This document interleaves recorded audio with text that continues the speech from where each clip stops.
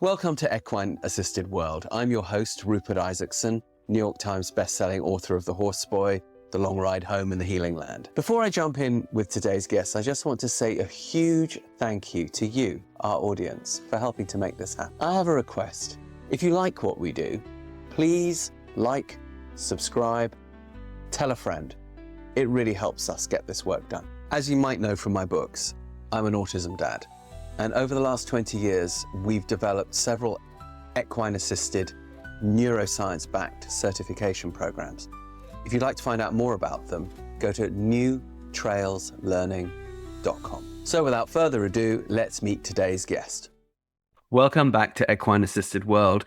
A subject which is often left out when we're dealing with our field is seniors, aging, dementia, Alzheimer's, strokes, even just making life better for people who, as they age, and addressing the stigmas around it all.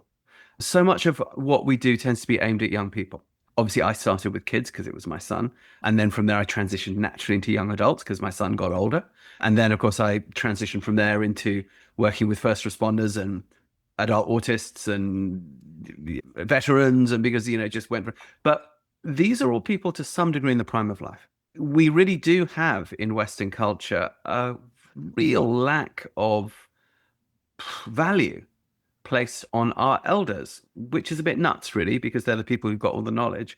So just as someone sort of gets to the point where they've got all that stuff to help us out, we put them in a parking house with old people parking put on it. And I don't think that that is to the benefit of our society. And many other societies in the world do not do this because they know that that's a complete and almost irresponsible waste of human resources. Okay, so I've got some people who are specialists in this field. We've got Paula Hertel and we've got Nancy Schier Anzelmo, who are both with Connected Horse, but they both have a really solid background in this field that we're talking about. So Nancy is a gerontologist. Those who don't know what a gerontologist is, it makes me think it's someone who knows about people called Gerald. But no, it's about the medicine of aging. She's a doctor, and this is a specialist form of medicine, as we know. Nancy, you started as a social worker, but you've been a consultant, senior living consultant for many, many years. You're both on the board for the California Association for Assisted Living. I know, Nancy, you've been 30 years in the field as a gerontologist, and you've come together to create Connected Horse around this unrepresented field. And then Kansas, who I'm just a big fanboy of in general, comes in with a lot of knowledge specifically about HeartMath and about how, the heart and the neurons around the heart affect the brain, and that this, of course, is as relevant to an aging population as it is to a younger population in terms of quality of life and outcomes. We're also so used to thinking of outcomes as something for the young, and then by the time you reach a certain age, well, then you're outed and you've comed, or you're gone and you came, or whatever it is. But that didn't come out very well, did it? But nonetheless, we seem to sort of get consigned to the irrelevance bucket, and this is again to the detriment of our society. So thank you guys very much for coming on. That was a long preamble, but I wanted people to really understand, the value of why you're doing this. Would one of you like to kick off with what is Connected Horse? What services do you offer? How do you do it? What can we learn from this? Whichever one of you wants to jump in first. I'll jump in. I think... Except for Kansas. Anyone except for Kansas. Okay, yeah, go on. We've learned so much from Kansas, just in terms of how you show up for each other, for horses, for yourself in the world. So we'll give her... All right, her Kansas. time. For Connected Horse, it really is this opportunity for people to be connected with horses. We've chose to work with older adults that are living with dementia or memory loss and their care partners together, and have been doing this work for over 10 years, started in research. And it's taken us as many years to try to explain what we do, and we Mhm. still fall short because it is about the experience showing up with our participants with horses in a beautiful place in nature and holding space for people to connect. And as we get through this podcast, we'll talk a little bit more around the details of it, but it is about holding space for people to connect with one another and connect with horses. Very good. Of course, I was being completely flippant when I said anyone but Kansas. Of course, Kansas, I wanted you to dive in. So apologies for that. Kansas, you were going to kick off there. So do tell, what were you going to I say? was I was really gonna say that I was excited to connect you with Connected Horse because they have connected so many to like a wider field of demographics in this equine assisted world. I jumped into it in 2008 and I was contacted, or I think around 2022, by one of the volunteers who work with Paula and Nancy in this incredible program. And I got it right away because of exactly what you said, Rupert. We know about the benefits for veterans, for kids, for those with physical or mental disabilities, autism, trauma. Oh, we talk about all of this so much, but I had never heard anyone really be focusing with our seniors and our elders. And it got my attention, and right away I said, I want to do anything that I can do to help you make your work known, make this organization known. And then I've been able to see it expand and also come to some of the workshops that Paula and Nancy facilitate. And the one thing that I really took away is the environment that you create, that failure-free environment for both the individual with the diagnosis as well as the caregivers. Paula and Nancy, it's just exceptional because it's really the field environment that it has so much real deep care and compassion and really heart into it, with the horses also facilitating. And it's magic. And I said, this needs to be front page news because of the outcomes as well that we've seen. And I'll let Nancy explain some of those things that Okay. are just really important for the equine and human relationship. So that's a good cue for you, Nancy. What are the outcomes? And Well, also, when why did you get into this? we got into this because Paula and I have worked with older adults and families for many years, and people are getting diagnosed earlier and earlier with neurocognitive disorder of some sort. And then there's not a lot of resources besides at that time in 2015 when we started, what was common to be heard was, well, get your affairs in order and here's some drugs and, enjoy your life for a while because this diagnosis from 8 to 20 years. So it's a very long time.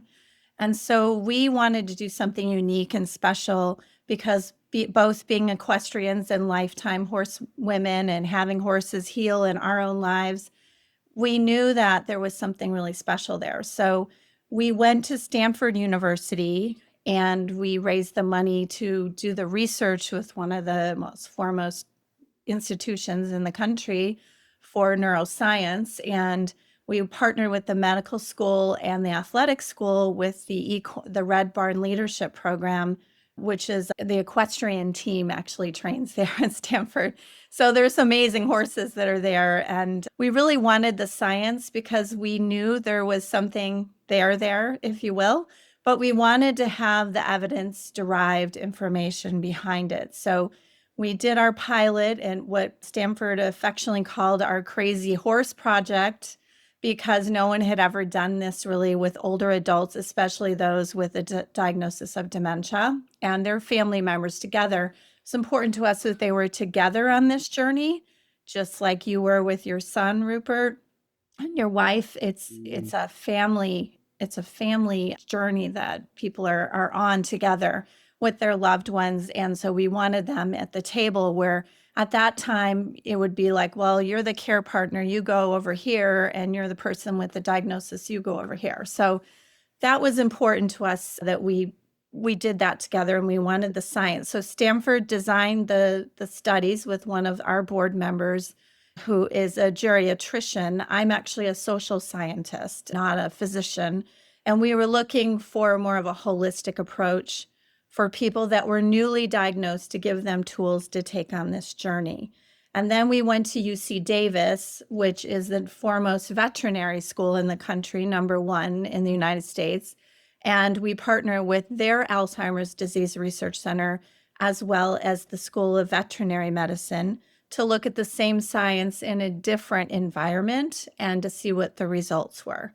And we were blown away because it's really exciting to see it on the pre and post test. And we had all these volunteers come in, and we advertised in the newspaper, just like, you guys want to be part of a cool new study, and people are, oh yeah, I'm terrified of horses, or I'm really excited to have horses back in my life.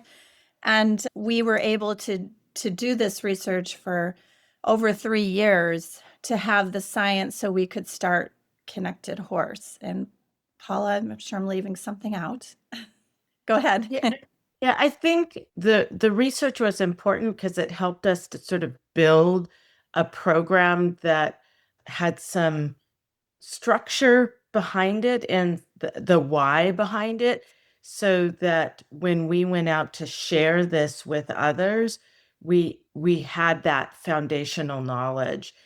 And what it's allowed us to do is to then build confidence and flexibility, knowing that the program that we put together that really was designed, the original design was for the business school at Stanford, and we modified some of the pace of the program to fit ours. But it's this reminder we're all human beings showing up in this world together, that we don't make huge changes because someone is growing older, or somebody has dementia, or somebody has some medical diagnosis, that you may modify slightly in terms of how fast you walk or how long your day is, but the connection to each other and the connection to horses is the same, whether you're a CEO of some Silicon Valley company or an 85-year-old woman who is caring for someone who has dementia. So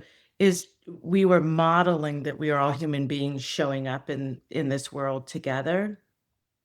What came out of it in terms of the measures is that care partners told us that they had reduced feelings of depression, of burden, that they felt more supported in the world, and that they had the confidence, which we sometimes call hope, to continue to live life, stay engaged in life, despite having this big change in what they thought their life was going to be, was caring for somebody with dementia, and that they were sleeping better. And Nancy talks a lot about, because we're working on our sleep too, but that 11 years ago, not everybody knew how important sleep was. And I think particularly women were like, let's go, we can go on 5 hours of sleep and it's good, we just drink more coffee.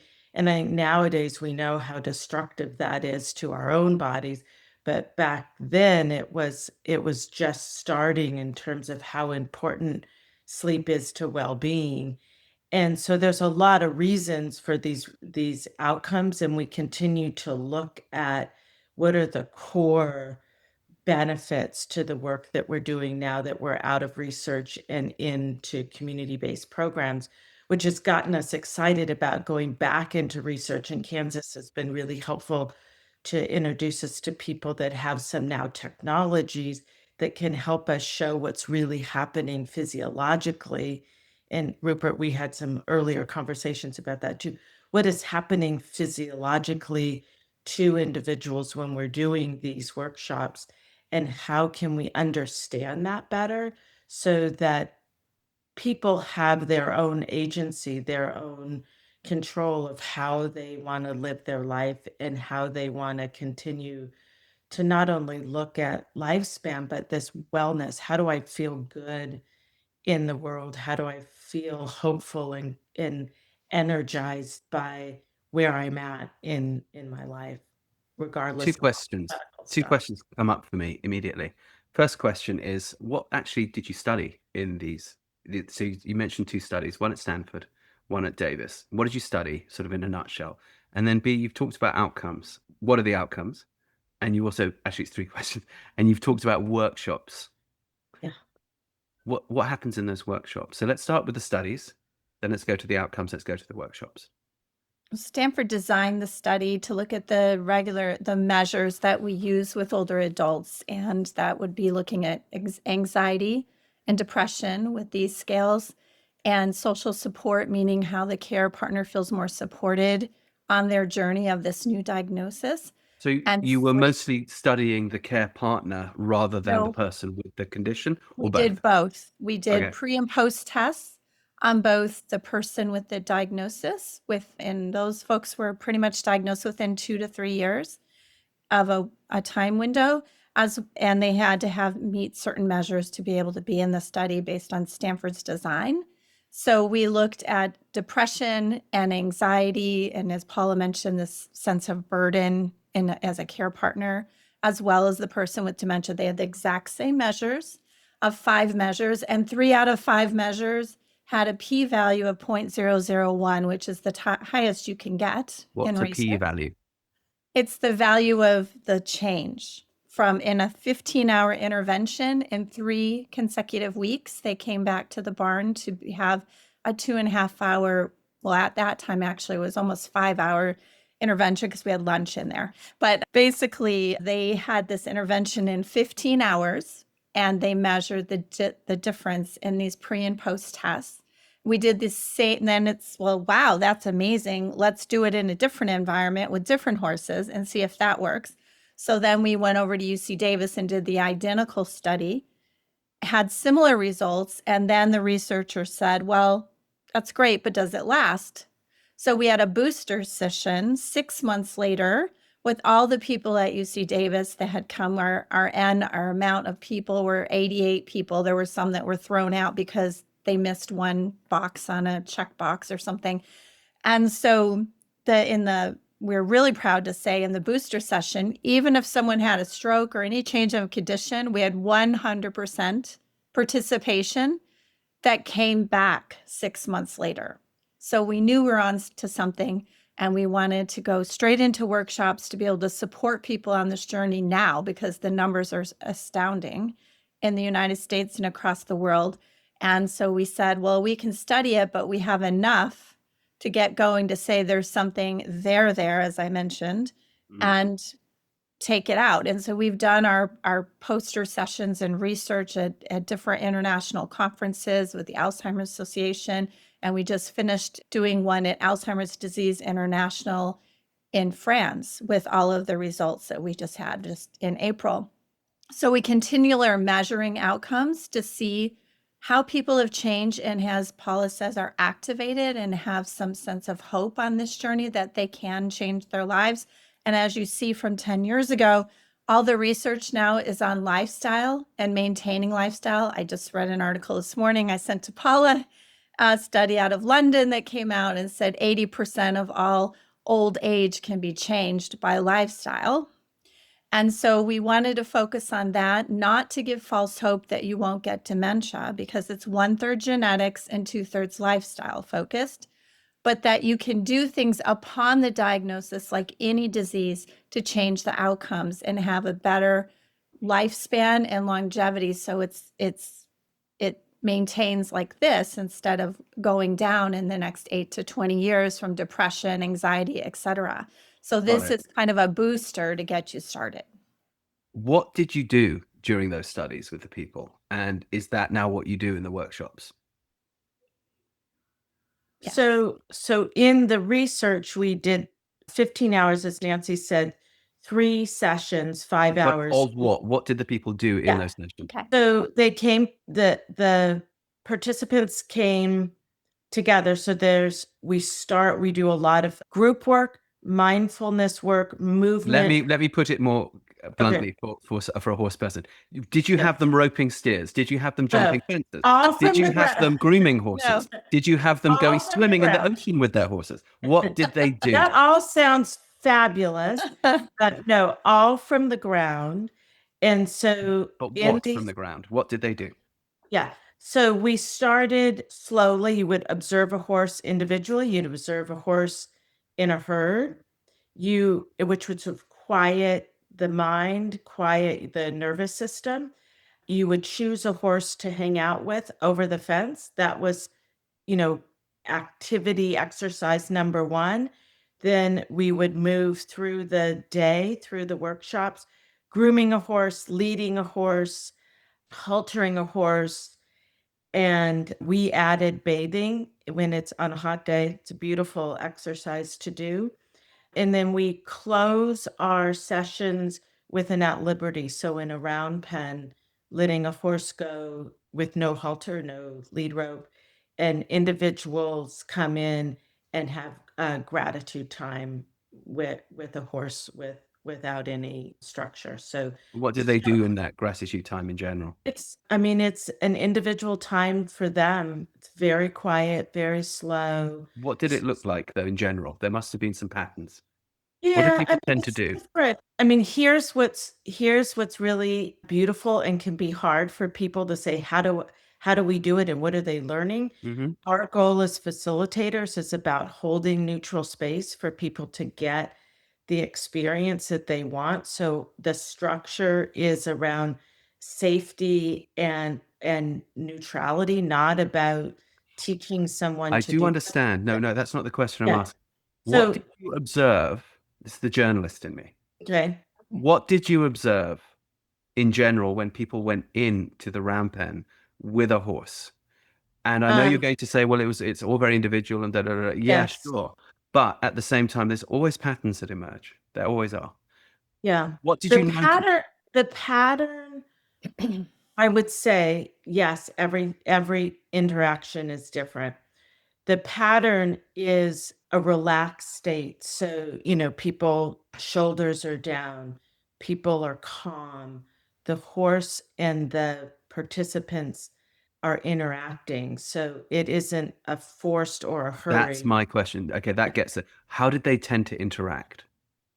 I mean, I think it would be similar to what horse people would say join up, that the horse, most often the person who comes, we always have people take a deep breath, get in touch with their own body in the middle of the round pen.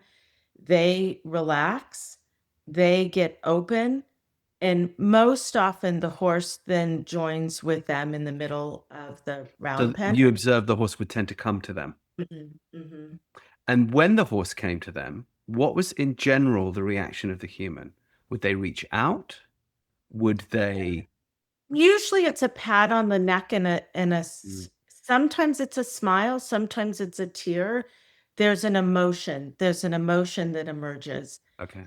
people, and there's a tactile touch. And would the touch move? Would it start sort of at that distance, sort of your arm ish? And then would they then go into the horse more and hug the neck, say, or something like that? Or would people tend to maintain their distances? Would the horses tend to maintain their distances, or would the horses tend to move in? I mean, at this point, they've been together for 3 weeks, Okay. so I would say not a lot of distance. Certainly starting at the beginning, there's distance, there's apprehension. By the close of 3 once a week, but 3 consecutive weeks, the confidence of getting up close with the horse, the desire to connect is closer. Not always a Was there hug. body to body connection? There Yes, there's body to body, And in the almost body to always body connect, hands. right? What were the patterns that you saw? For example, in horseboy method, when the first thing that most kids will do, particularly young autists, is when you put them with the horse, if they want to get up, what they want to do is they want to lie on the horse. They want to use the horse like a Yeah, big old couch, and yeah, they'll go body to body. Sometimes they'll go forward and hug the neck. Sometimes they'll lie back, with their head on the quarters. But the most effective and the one that we see that seems to bring the most immediate joy that they all end up doing is they turn around and they hug the butt and they put their head on the horse's butt like that and they hug around there and they enter a kind of a deep meditative yeah, phase at this point, state at this point. And we've just observed this time and time and time again. Of course, it started with my son, and then we began. That's actually what got me into heart math, was thinking, wow, what's going on here? And it was only when people started talking about heart math that, maybe it's that. So that's why I'm intrigued by, is there yeah. body to body contact, and if so, I think what's the pattern? How does it tend to go? for us, I think it's more around the neck and the head. Okay. Our participants also are very drawn to horses' eyes, and they're drawn to the sensory feeling of the horse's breath on their hand. Hmm. So, I'm scanning my brain for the hundreds of people that have participated in our workshops, and that the hands are very much a part of it, and so the I saw Kansas in the corner of my eye doing this. There Yeah. is this movement around. We had a painter who, I mean, it was just beautiful, around the neck and around feeling the breath of the through the horse's nostrils. And then there's a leaning in of the head, sometimes head to head, horse's head to human's head, but most often I would say, and Nancy, pop in here, to the neck. And so there's a leaning in to a horse's neck. And I have a beautiful story to tell when you're ready for This stories. And the is see, this neck is what we and a tend to see with hug, the like a hug, horse right? hug. Yeah, a horse And that's hug. heart to heart, right? Heart Yes, to they're drawn And to I that. know that poor old Kansas's battery's about to die. And I was just about to say, okay, Kansas, what's going on with this heart to heart stuff? Before your battery dies, can you, Mm. and if you cut out in the middle, you cut out in the middle. But what's going on a heart math perspective with this heart to heart stuff? Well, there's a lot of inference, I think, with just observing that we see that there's a connection that takes place. And we talk about how the heart itself is an electromagnetic organ. So it has a big broadcast. It's much more measurable than, say, from our brain. From our brain, we can measure about 1 inch, the skull, but the heart's field is about as wide as your wingspan with your arms extended out. And so the horse's is that much stronger. There has been another bit of research that actually Paula, I think Paula and Nancy sent along that talks about the Earth's resonance, which is also very strong.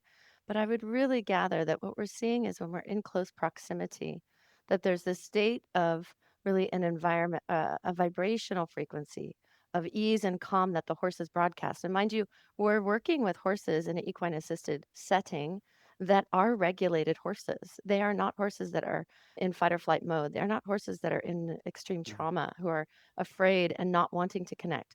So they broadcast this grounded sense of real tangible calm. And now our emotions, it's a measurable state. So the frequency that's emitted from a being that is feeling very, very safe and secure and willing to really support another being, such as I can just stand here and you can lean on me. And that sense of not just close proximity, but of connection really to the natural world as well. There's a resonance that puts us in phase with each other. And that phase we talk about is really coming into coherence, where there's a synchronization of many different organs, actions, and functions that happen within our physiology. And that coherent state, basically, I say it's like synchronized rhythm. And when things are rhythm, not dissimilar to when your horses are working in collection and you have, someone in the saddle and you're doing the back riding, the rhythm and timing start to kind of switch things into a little bit more, we could say, bringing some sense, bringing that sense of clarity, bringing a sense of more what is predictable instead of this high overstimulated nervous system. That's what I believe is what we're seeing. And then when we measure also even a deeper level, the horses emit something called VLF, which is very low frequency. I imagine some like elephants might do this as well, but we Mm. haven't yet measured them. And I believe that there's a lot of things that we just don't have quite the instrumentation detailed enough yet to really see some of the other things that are going on. But everything is vibrational, everything is energy. So, in coming so close to a being that's very connected to Earth, feeling very safe and secure, and obviously that horse has been supported by its whole education, team and facility. So the failure-free environment that you talk about, Paula and Nancy, it's the field, it's a collective field, and it's nature-based, just like you said, Rupert, with your programs. So you're outside, you're feeling the wind, we might be doing herd observation, you can hear the birds, and all of a sudden people's nervous systems start to unwind. And the one of the things that I was so excited to bring this connection together is because part of your body of work, Rupert, is, and people certainly listening on this podcast, is seeing those who are nonverbal start to step into a little bit more social engagement. And so Hmm. perhaps Paula and Nancy, you can share some of the observations that you've had when those individuals who seem to have been nonverbal, who seem to have been checked out, who don't know where they're going, like mom's not with it, And I know one of the stories you've told me is, oh, actually, she was able to give the directions to get to the Yes. barn when someone was Yes, lost on their way. So maybe you can share some of those absolutely. stories. Yeah, so when you have someone with this devastating diagnosis, Rupert, the whole family is affected because they've seen all these horrible things, and they have this vision and this stigma around this. But yet they're still people and they're very capable of doing things. But what happens is they start to shut down because they might say the wrong word or a word that sounds like a different word. And, people look at them like, what are you saying? Or especially a loved one will be like, what are you trying to say? I mean, the patients are about this long when you've lived with someone who's been cognitively intact for so long and now they're not. And Yeah. so there's a lot of inwardness with the person living with dementia. So they may not speak or they're afraid to say something and their confidence is gone. And so when they get around this magnificent animal in these 3-week time, they're usually a bit fearful and a little standoffish compared to a child. I was all over my pony as a little girl and I couldn't, I had no fear. There's a lot of fear. And so we work on that every week. And what Paula so beautifully calls, the grooming experience where they're moving their hands like this is the giving and receiving care that perhaps today that horse isn't going to pick up its hoof. We're not going to teach them how to do it. We're not teaching horsemanship whatsoever. And then the horse may pick up the hoof for the person, usually with the diagnosis we see, over the care partner who's very anxious about them performing at the right level, or you can do that, Dad, or come on, honey, you know what to do. And so there's a lot of that going on every week. And then you see these roles just disappear and they become a pair again, no matter what it is, mother, daughter, sister, brother. We've seen, care partners and friends and spouses and grandchildren and everyone else come through these groups. And so this stigma of living with dementia, because they're living with it now, right? Just like cancer or anything else, starts to go away and they see them as whole again. And that's very important transformation for the care partner. And then the person who thinks I'm still the same person, maybe I can't get my words out as right, has more confidence to be able to be themselves again instead of this shell, because this diagnosis, which I call the scarlet letter of D of dementia, is on them, right? And so we're so quick as society to label people, but we're showing them they're still there. They're the same person. And the horse helps bring that together. And so that's where we see this release over and over again.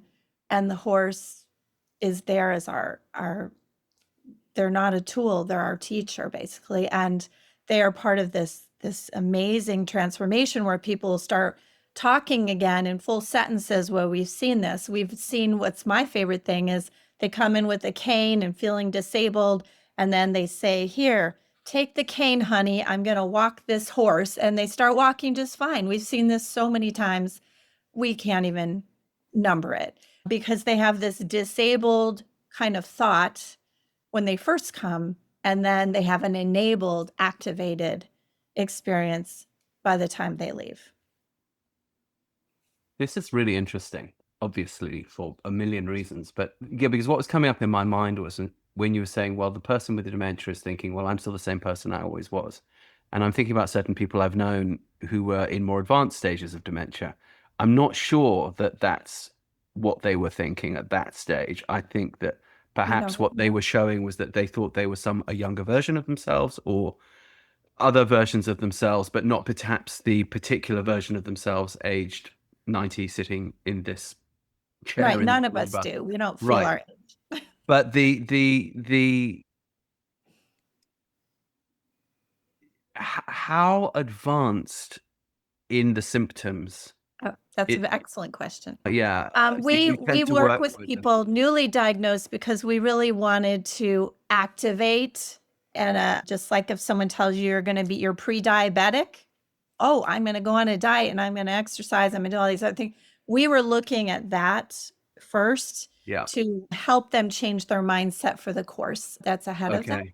So they're not very advanced. They're still walking, they're ambulatory, but they're all different ages. Our youngest person was 57 and our oldest person was 92. So we have a huge span of people that we're working with, and it's not really based on debility. They're much earlier in the stage, and especially in research, we had to test their cognitive ability to even be in the study. Since we're in program now, we do assist people that might be in the what we would call mid stages, but the anomaly of that is there's no actual scale like that.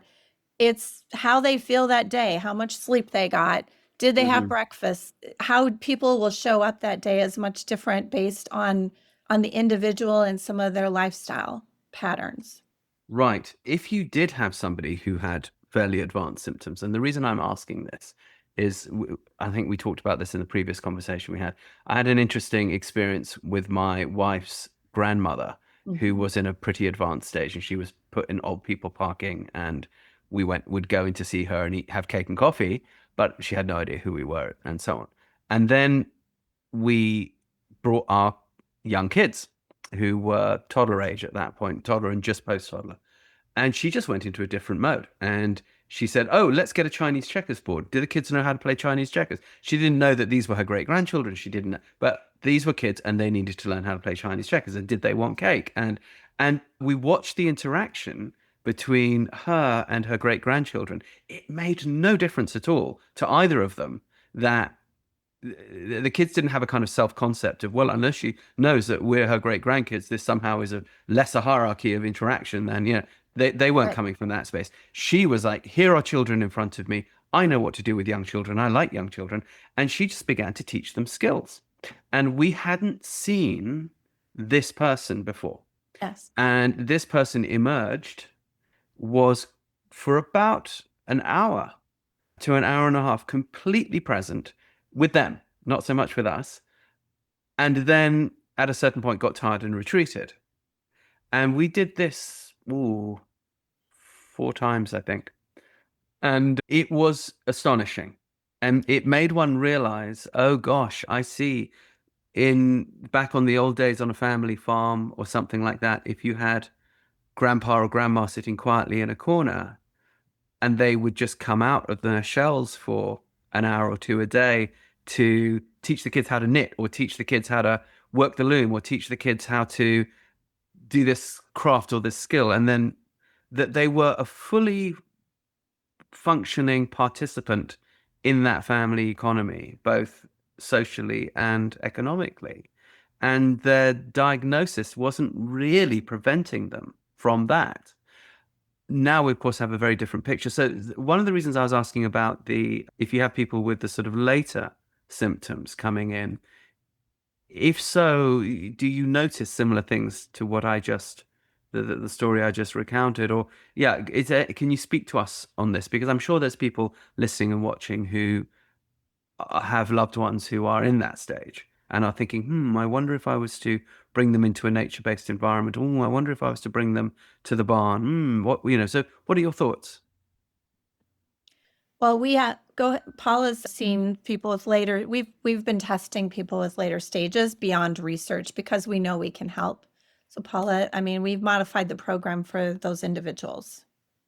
I think part of it, a couple things come up to mind when you were sharing that story. One is that loneliness and isolation is a killer. And so part of what happens both societal and individually is that when you feel like you no longer fit or can participate, you withdraw. And so some of what you're seeing may have nothing to do with dementia. It may have to do with boredom, with no sense of purpose, with feeling isolated and not part of community. So I think we do have to be careful that every sort of what we label as a deficit or a change may have very little to do with some disease process. So that's one thing that comes to mind. The other that comes to mind is that our society is so reliant on verbal communication. And one of the beautiful things is that horses are non-verbal communicators. They're very good at that. And so what we often see is that when we allow this, what Kansas was sharing, and we sometimes take for granted, is this failure-free environment. Doesn't matter what you say. It doesn't matter how many times you say things. It doesn't matter if you put the halter on all wonky. It doesn't matter how you show up. You are welcome in this environment. And what we found is that that neutral, encouraging, accepting space allows people to just be. We talk about being with instead of doing to. It allows, we think, and this is where Kansas is helping us show it, we think that sort of nervous system, busy, worried mind and nervous system calms, and people get out of the fight, flight, freeze response. Mhm. And with that, we see people that were aphasic, that couldn't talk, start to share stories. We see people that had mobility issues because they're out moving, and we are supporting that with slowing down the pace, that they are actually moving more, that their confidence is going. So they show up in the world differently. And we know that emotional memory stays with the essence of who we are. And so we've seen years later, we give people at the end of a workshop, we give them either a book of their experience or a photo collage, that years later, they may not remember the name of our program or the name of their horses, but the emotional response when they're sharing that book or that photo is still within that person.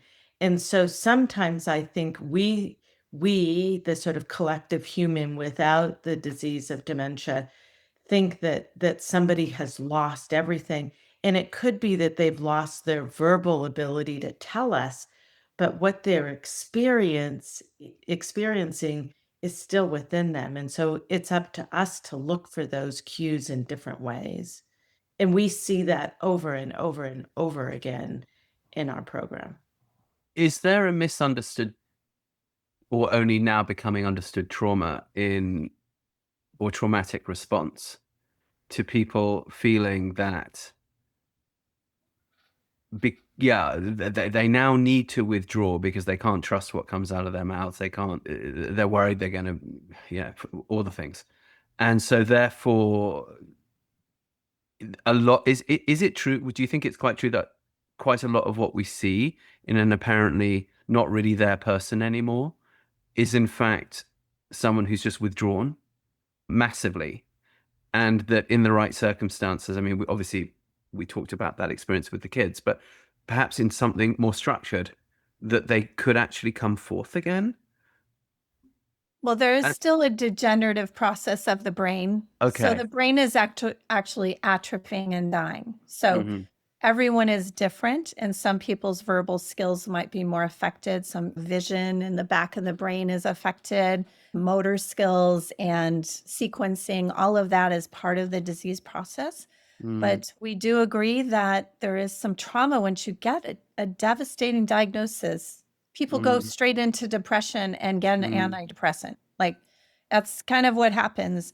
And so this coming out and being with those you love and trust the most in your life is a very healing experience, no matter what the diagnosis is, Sure. because they have these years ahead of them. And so emotional memory is intact, as Paul is mentioning. And the family just thinks, oh, yeah, they don't remember, but maybe it's just a little bit slower. It's a slower response. So our pace is so important, and the horse's pace, and giving the time for the neurons to fire in the brain for someone to speak or react or what have you. But our world is so fast, and we're asking them so many questions that they need to process a much slower pace. And when we slow down like that, you can actually have a full conversation with someone, and the horse helps them be present, right? It's so funny. You could be parroting me when I'm talking about, non-verbal or not very verbal autistic kids, just saying, slow down. But one of the interesting things with that is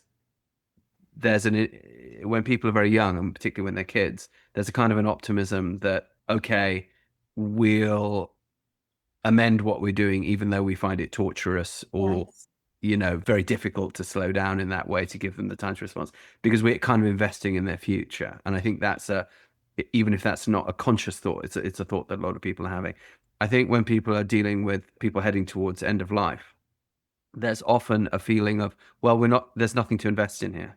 So why would we take that time? Why would we slow down?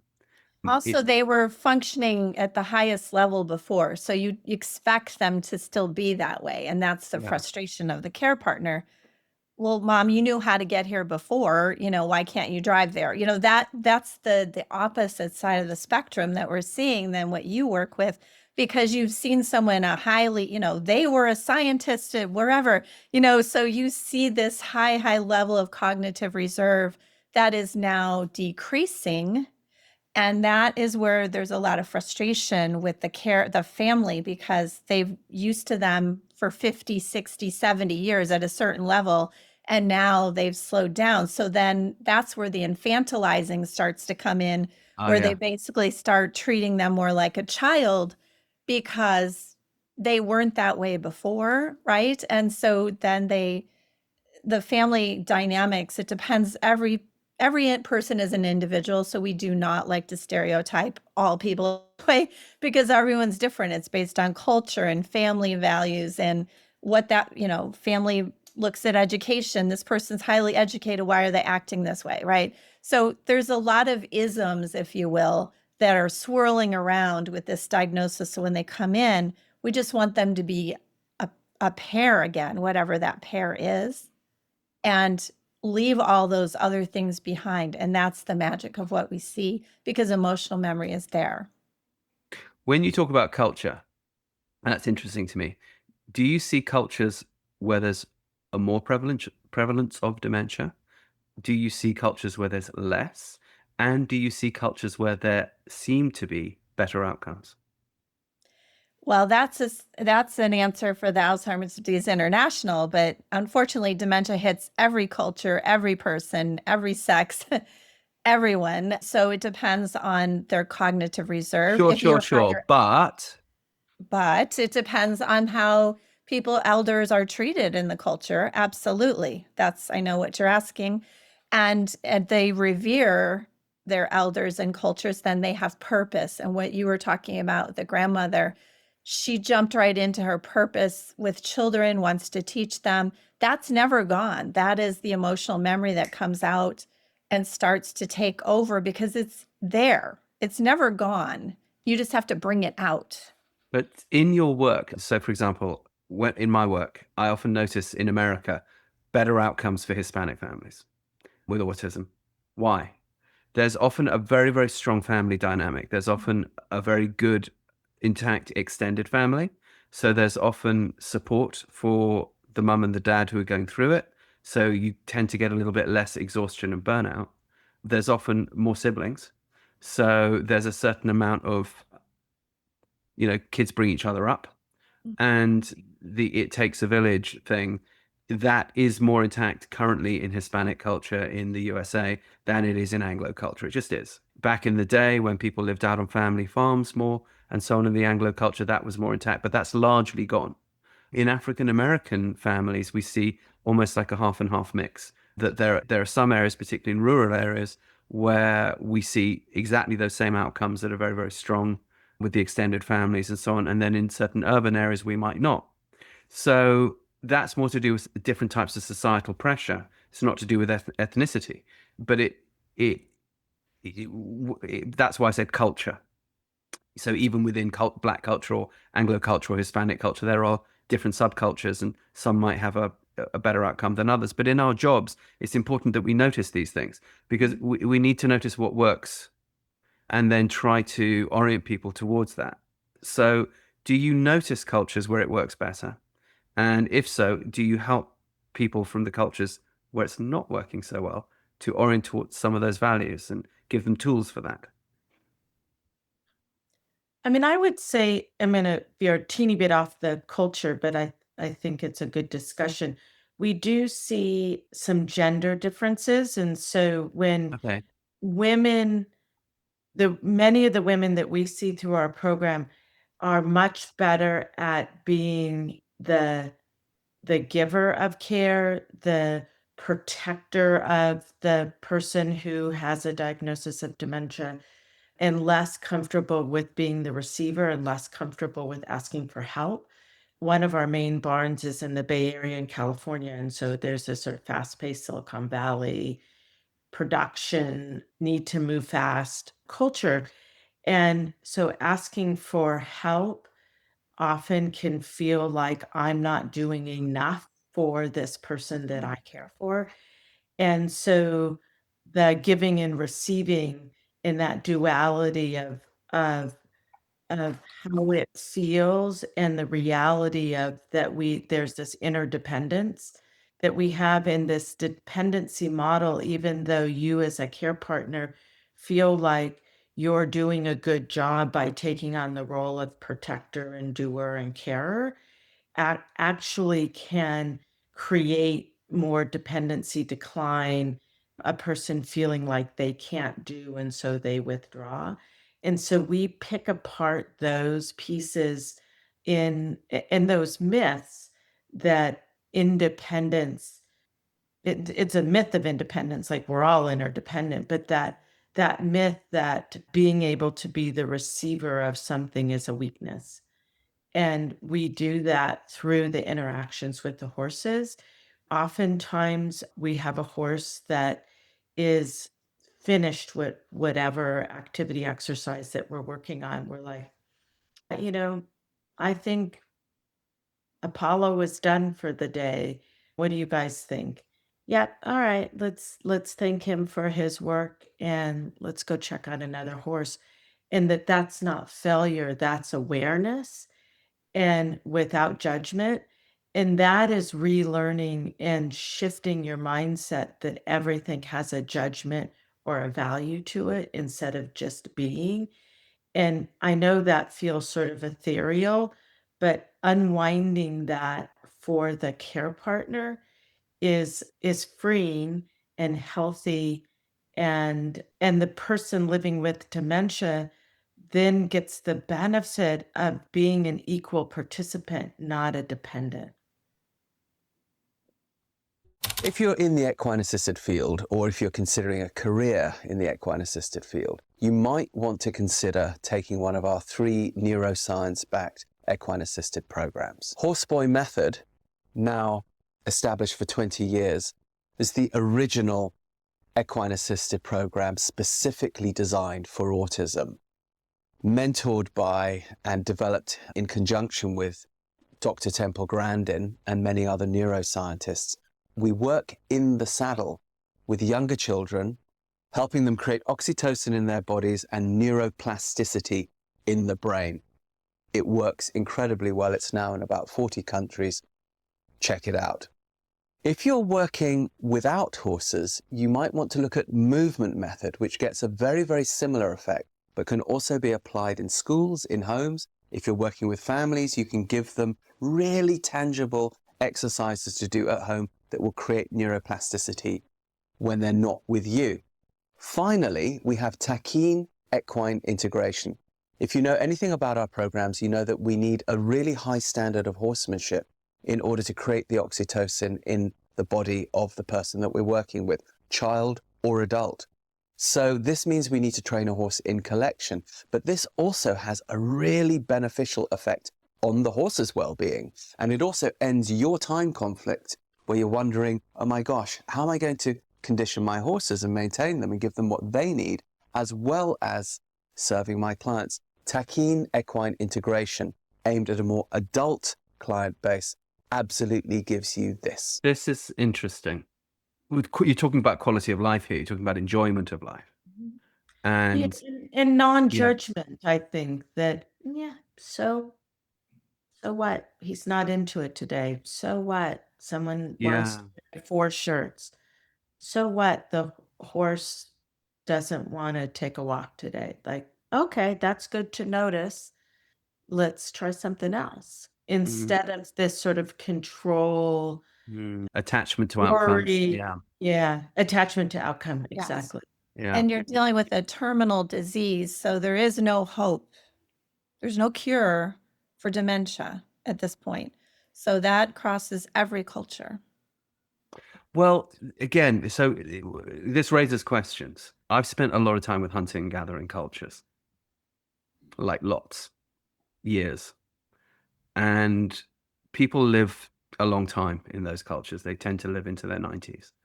And they drink like fish, they smoke like chimneys, they bonk everything in sight, including selling their bodies to the truckers coming through.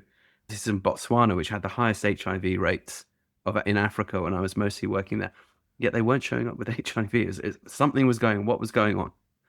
And a lot of people who are studying these people's, they didn't have answers, so they just had questions like, why are these people remaining so healthy? They seem to be doing everything wrong. Well, okay, they're hunters and gatherers, they run around a lot and they live in nature, and they, their diet's pretty good, of course, and their social dynamics are very good. But they have something else at the core of their culture, which is the shaman. They have traditional healing. And whatever one thinks about that, people usually divide into two camps. They usually sort of, oh, that's just all superstition and rubbish, or a sort of over credulity. And, if you're a bushman sitting out there in Namibia or Botswana, you have never heard the term New Age. You don't know what a hippie is. That's irrelevant, and you are the most pragmatic person on the planet. You know how to recognize from cracks in the ground whether or not there's a water-bearing tuber down there in the dry season, and you can dig it out even though you're 90, and you can, do what you need to do, which obviously most people of 30 in our culture can't do. So there seems to be a lot of constant neuroplasticity going on, in that you constantly are problem solving and moving your body, and problem solving and moving your body. We know that leads, well, the neuroscience we know now is something called BDNF, brain derived neurotrophic factor, which is that protein that gets created in the brain that creates new neurons that when we do this kind of thing. Right. Okay, but that can't be the whole story, because if it was the whole story, then people who are very, very active in our life, in our culture, wouldn't get dementia. Because what you see is that you don't see a lot of people. In fact, I don't think I've ever seen anybody in the Kalahari showing up with signs of dementia, unless they were off their tits drunk or high or something, and then they snapped right back to where they should be. So what was going on? And what one noticed, and not to me, anyone who spent time out there, is you noticed that they were engaging in an interdimensional way through the use of trance. And this seems to lead to really good outcomes. Then I know there have also been studies of people in convents and monasteries where they've looked at brain scans, and the people seem to be, completely leading the same life they were leading 20 years before, and they're just as active, and they're running the garden, and they're running the laundry, and they're doing the this, and they're doing the that, and the blah, blah, blah, blah, blah, blah. And when the brain scan is done, they seem to be showing as much degeneration as somebody showing really intense symptoms. Like, they seem to be showing no symptoms or very few symptoms. I wonder if people did those same brain scans on the Bushman in the Kalahari, would they see something similar? Would they see the same degeneration but lack of symptoms? And if so, why? So is there a core spiritual element here that we're not paying attention to? That's the first thing, because there seems to be a correlation between those monastic environments and the Kalahari. Even though the Kalahari people don't behave in a monastic way, they still have a very, very strong spiritual focus. And if so, what do you think that might be? And is that what the horse is doing? Is the horse taking the place of the shaman? Perhaps. Yeah, that's It's deep a very questions. interesting question. I'll say that a part, I don't know the answer to your question. I think it's a good question. Let's discuss. Let's discuss, but I'll add in the meditation piece of it, which is a big part of our program. And so there's the spirituality piece that you can take the biology back into it and say it's reducing the cortisol level and the stress response in our body. Part of that, and does this spirituality piece that you talk about in those two populations, does that help to reduce the cortisol, the stress response in our bodies? And is that what's happening? And somebody smarter than me is going to be able to figure that piece out. But what I do know is that being present, being mindful, and reducing that fight, flight, freeze response in our own nervous system is beneficial to all of us. And specifically in our program, we open our circle with a meditation that takes people out of their crazy mind and brings them into the present, that has them get in touch with their senses, has them get in touch with their body, and to leave those sort of outcomes and tasks of productivity behind and just be present and grounded in where they're at. And I really believe that that helps people accept themselves. It helps them connect with others and be more aware and intentional. And we see that, and it could be that it's because we're from California, but we see that across cultures. We see that across age groups. We see it in corporate America, and people call it different things, but it is about how do you calm your body, calm your mind, so that you're present in connection with who you are. And that physiological response is good for your health and good for your well-being. When you do your meditations, this is interesting to me. You're all, meditation is largely, in the way it's done in like a sangha, is often a sort of a top-down instruction type thing. I'm leading the thing, and when I say breathe, you breathe in like this and you breathe out like this, and so on. Do you get then the people with, let's say they've got mid-range symptoms? Do you have someone sort of stand up in the middle of that, cut a huge fart, say, hoist the mainsail, and, there she blows, and throw a harpoon at the imaginary whale? Or No. do you actually find that when you're in that space, even someone who might have a sort of completely inappropriate reaction because of the symptoms in one situation, they actually come into coherence in your situation there in that meditation? And if so, why? Why do you think that is? So it's the latter. We see people calm, and Kansas has taught us a lot about this. And so we incorporate a lot of the heart math piece that she taught us. And in fact, one of our main facilitators is a heart math facilitator, certified heart math facilitator. And so again, outwardly, we will sometimes see people fidget or even verbalize anxiety, that sort of, call it the sort of sparkle nervousness. And with touch and breath, people calm. And so what's going on inside, if Kansas is still with us, I think she should jump on and explain that piece to it. But from the outside, it is for me, it is the acceptance of group work. So a piece of our program is about group acceptance, group work, and feeding off each other. So when the group calms, breathes, and that energy shifts, because we, people and horses, are all helping to calm the environment, you can't help but respond to that.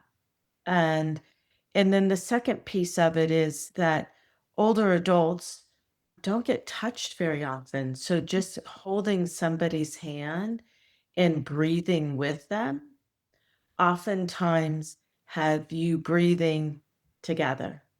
And that safety, that feeling that I'm connected to somebody else, that bringing into the group versus that isolation and pulling back that we talked about earlier, makes a difference. Right. So that spiritual component seems to bring people back into a sort of appropriate nervous system response, meaning that then somebody who perhaps earlier might not have been able to engage in that group top-down instruction sort of a thing now can behave in a sort of outwardly functional way. And we're all equal. So all of our volunteers, all of our participants go through this grounding exercise together. It Okay. isn't about us fixing someone Sure. or, we are all, so that group together is breathing together, is focusing on acceptance together, is getting intentional about how we're going to interact with the horses. And so the collective, we show up open, calm, and ready to engage with the horses. And so part of this is when we're talking about equine assisted services, we talk a lot about how the horses show up for us. We, as a group and individuals, also have a responsibility of how we show up to interact with the horses. So if I come and I'm anxious and nervous or angry, and I show up that way to the horse, that horse is going to retreat because they don't want to connect with me in Right. that kind of energy. So that self-agency is a responsibility and a gift, because I, as an older person, or I, as a person with a diagnosis of dementia, or I, as a burned out caregiver, now have a way to regulate my own body and the way I show up. That's mine. That's power, because that's not someone doing something to me. That is me making a conscious decision of how I'm going to show up for the group, for the horses, for this experience. I have a great friend and colleague called Joelle Dunlap who runs something called Square Peg Foundation outside of San Francisco. We know each other through mostly, autism and other types of work like that. But she also, like us, works with a wide variety of populations. She made the point quite recently that a lot of what we seem to be dealing with in all the populations we're working with is effectively cortisol poisoning. When we talk about, I'm talking about, say, the Bushmen, that's not easy out there, but it is life as humans are supposed to live it.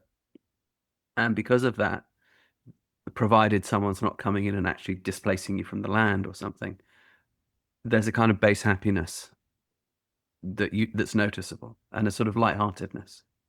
I think a lot of my own lightheartedness I sort of learned from that. They're irreverent. They don't take things very seriously. They certainly don't take spirituality very seriously, while at the same time being possibly the most spiritual people on the planet. But they don't approach it with a sense of reverence at all. At all. The work that's been done on us with Horseboy and our programs seems to show that we create oxytocin, which, of course, brings down cortisol because it's the antidote, effectively, and soothes the nervous system and makes people feel good. But it's also the hormone of communication.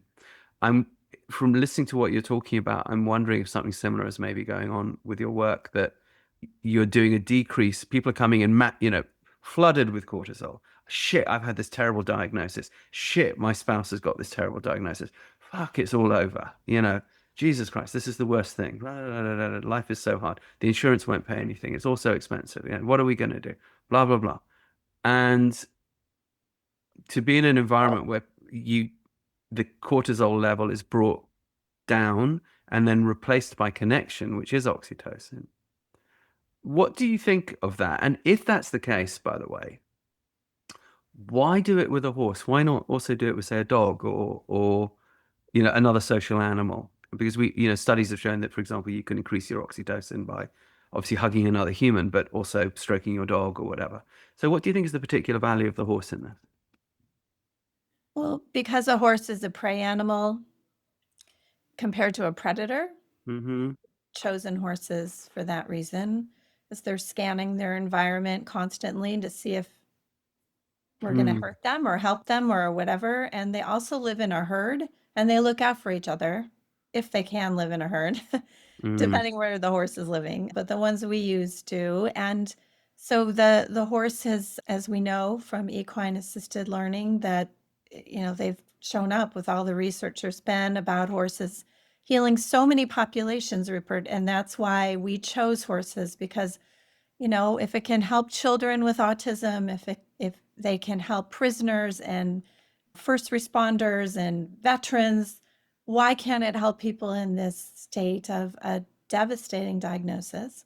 Older adults, just because they're older doesn't mean that they can't have the same response, because we're still living beings.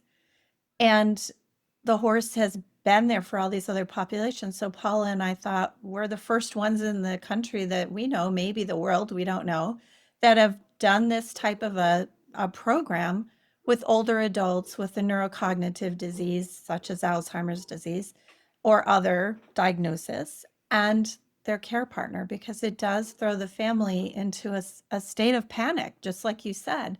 And so this diagnosis, more older adults are more afraid of getting dementia than cancer. So that tells you a lot, right? And so that they feel like they're losing their sense of self, but the person is still there always, as you mentioned with your grandmother.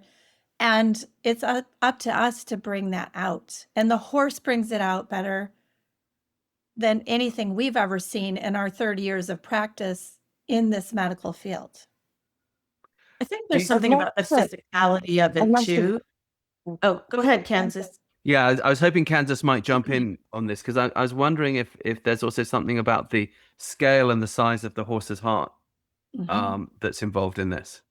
Yeah, I'll just chime in for a little minute, because, when you speak about how is the horse kind of playing the role of the shaman and really connecting us to our spirit, each time there's an equine facilitated interaction, oftentimes we really treat the moment deeply with honor and respect, and we treat it sacred.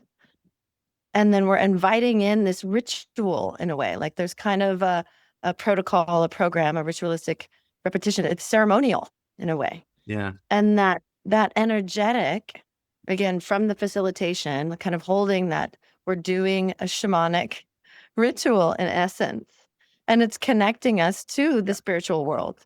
We're doing that very kind of scientifically, and we've grounded it in evidence-based research, so people don't just want to take us off to the loony bin and whatnot, or burn us at the stake, right? But it's ultimately what is taking place. And there's something that in the early days of research with HeartMath, they were focusing on something called entrainment. And there's a fascinating phenomena that, like, if you have cuckoo clocks or metronomes and you have, say, 100 of them, they will all eventually synchronize. And the process of entrainment, so that rhythm that is really coherent, like the heartbeat of a drum, if you've been in Native American ceremonies and you hear that drum is the heartbeat and it just continues. Similarly, this pulse that is sent out, that is, again, coherent, that is uniting, that creates harmony, that is something that we can all entrain to. So when an individual who, if they're in a shamanic ceremony and they might be out of balance and are seeking some sort of return to center, they will come in the group of individuals who are, centered, or someone who's transmediary for the spiritual realm, to create that entrainment so that everybody can be cohesive again once in the community, right? And so when we come together, the entrainment of these other hearts, the horses as well, and quite frankly, most of the time people are going to be on a stable. You might only work with one horse, but maybe there's 20 there or 40. So there's all these other beings that are attuned to each other. And then we come in and receive, indirectly or directly, this attunement.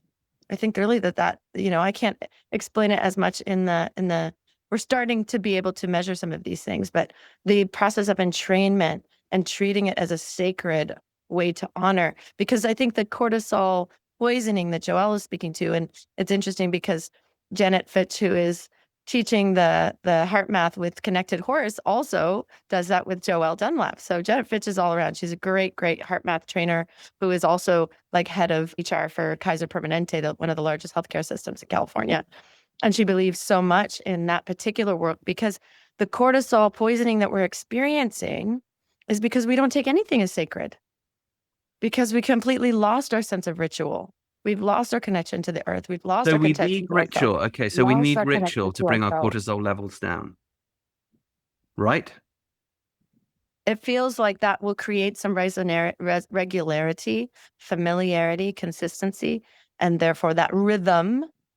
And therefore those rituals also create that entrainment. We have something to grasp onto that can give us some sense of really predictability also. Yeah. And that's just, that's injecture. Do you remember we did a Conjecture. podcast a couple of weeks ago, Kansas, and that's a 1997 study from the University of Kassel in Germany came up, where The there had photons, been. yeah. It's amazing that this was so long ago, and that even in my field I hadn't heard of it. And I've been living in Germany and working with German universities. No one had told me, but it turns out, because Kansas told me, and I looked it up, and it turned out to be true, that a study had been done showing the emission of photons, light particles, from human hearts when people were thinking thoughts of love. Apparently, I would interrupt here yeah, because go it's ahead. feeling. It's the feeling. It's not thinking it. It's You feeling. take it away, because you know this study better than I. No, I mean, I just think it's we talk about thinking and imagining, and that's a step to it. But when you really feel it and you anchor it in, this feeling of love, this feeling of connection, the feeling of being safe and secure, the feeling of being accepted, the feeling of compassion, those are actual tangible experiences in the human world.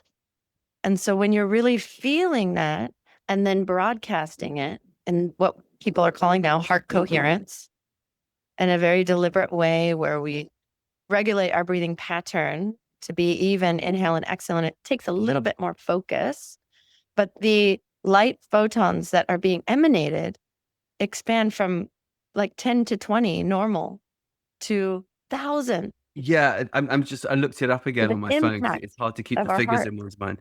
Yeah, the claim, the internet, blah, blah, blah. The average human heart seems to emit 20 photons per second, which is interesting that if light is love and love is light, okay?